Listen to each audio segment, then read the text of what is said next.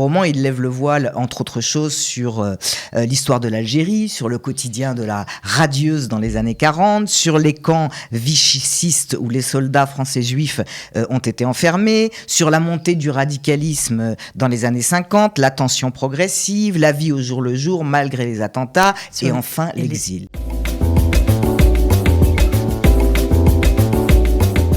Les habitués du temps suspendu, publié aux éditions Fayard, écrit par Rebecca Benamou, eh bien c'est l'objet de cette émission, le Sefer du libraire, présenté par Nathalie Hirschsprung de la librairie Vice Versa. Nathalie, bonjour. Bonjour Cathy. Alors ce roman, ce deuxième roman de cet auteur vous a... on va pas dire subjugué, mais en tout cas vous a attaché, vous a plu. Complètement. Tout ce que fait Rebecca me plaît, de toute façon. On l'avait reçu la première fois dans l'ancien magasin en 2019 pour L'Horizon a pour elle dénouer sa ceinture, qui était un roman biographie sur une sculptrice tombée dans l'oubli, mais absolument géniale, Hannah Orloff. Ça se passait dans le Paris de l'avant-Seconde Guerre mondiale. Puis elle nous a régalé après avec Sur la bouche, une histoire insolente du rouge à lèvres, qui est un essai là. Un essai, ouais, voilà, okay. Qui est une excuse pour faire tout un panorama comme ça de vie de femmes, de catégories de femmes, des suffragettes. C'est absolument extraordinaire.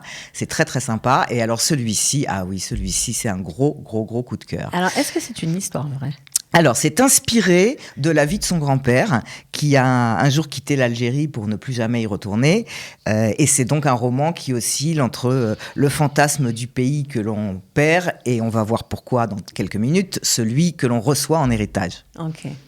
Alors, le titre déjà, rien que le titre, Les habitués du temps suspendu. Voilà, donc ça nous met en suspens. Nous Qu'est-ce que c'est que ce temps suspendu ?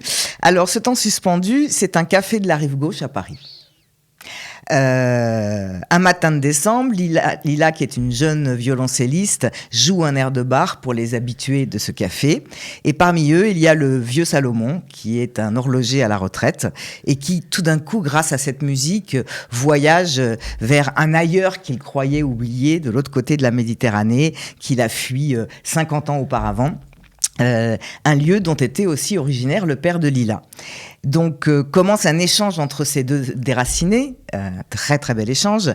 Ils se croisent depuis des années sans vraiment se connaître. Ils se racontent l'exil, ils se racontent la guerre, le temps qui passe, l'amour, et ils partagent cette terre idéalisée qui a vu naître l'un, mais pas du tout l'autre, et qui prend toute la place dans la conversation entre ces deux personnages. Alors on sait de quoi il s'agit, de quel pays il s'agit ? Alors il n'est jamais nommé. Au dos de la quatrième de couverture, raconter un pays sans en prononcer le nom.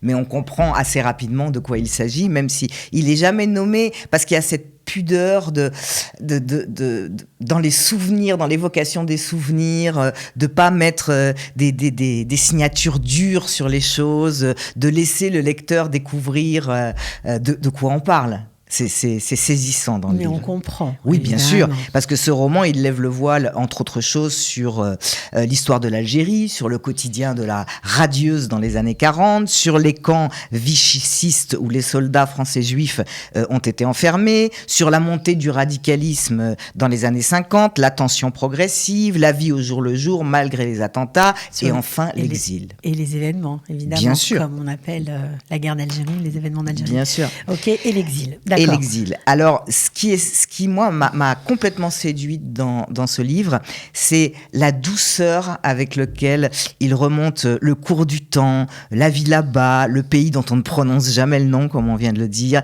la vie douce de l'enfance, des aïeux, des amis qui sont devenus des frères, des guerres, des retours. C'est bien écrit. Des départs, du grand départ, de l'installation dans une nouvelle vie sans jamais oublier la précédente.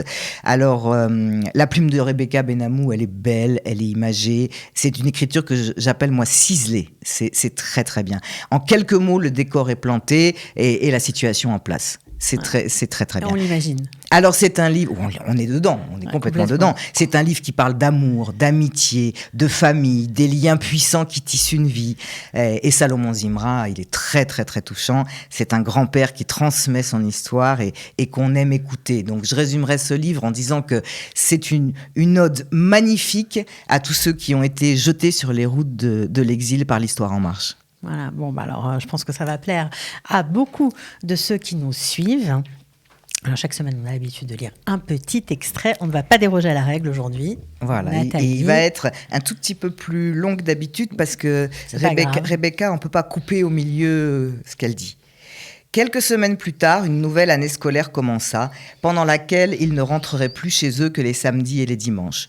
Tous sur les bancs de l'école avaient en ce matin de rentrée le teint hâlé des derniers jours d'été. Parmi les élèves, l'accueil était plutôt inhospitalier, sinon hostile. Ainsi, Salomon, Milo et Nahel se serrèrent les coudes et se suffirent amplement à eux trois. Plusieurs fois par semaine, ils achetaient des billots de sardines salées chez le Tio Pépé, un vieil homme affable qui tenait une gargote aussi grande qu'une boîte à chaussures. Nichée entre deux immeubles et recouverte par une toiture de fortune, elle empestait la friture de jour comme de nuit et ne disposait que d'une seule table de bois rectangulaire et d'un banc où les garçons s'empiffraient en regardant les passants. « Ah, j'aime quand ça brille et que ça crépite !» s'écriait Milo en faisant de grands gestes quand il regardait les poissons ou les légumes noyés dans un bain d'huile d'olive se recouvrir d'une croûte dorée. Malgré les règles strictes d'entrée et de sortie du pensionnat, il parvenait à se rendre régulièrement au kiosque à musique de la ville sur la grande place où l'on organisait des concerts en plein air. Dès que Milo entendait un morceau qu'il jugeait mal interprété ou qu'il croyait déceler ici et là quelques fausses notes, il pestait sans vergogne. « J'aimerais bien t'y voir à leur place sur l'estrade face à une foule de spectateurs au lieu de faire le malin, le taquinait Nahel. Oh l'ami, si tu savais, je ne demande pas mieux. Je suis pas fait pour les études, moi. Attends un peu et tu me verras sur scène, en Amérique. Même si j'étais musicien, j'aurais bien trop le trac pour faire un truc pareil, ajouta Salomon. Tu vois pas qu'il fait ça que pour les filles, le maestro, s'exclama Nahel. Milo réprima un rire et haussa les épaules. Très juste, l'ami, très juste. Ouais, on est bien dans le banc avec cet extrait. Voilà, beaucoup d'histoires autour de l'enfance. Beaucoup de souvenirs. Ouais, c'est beau.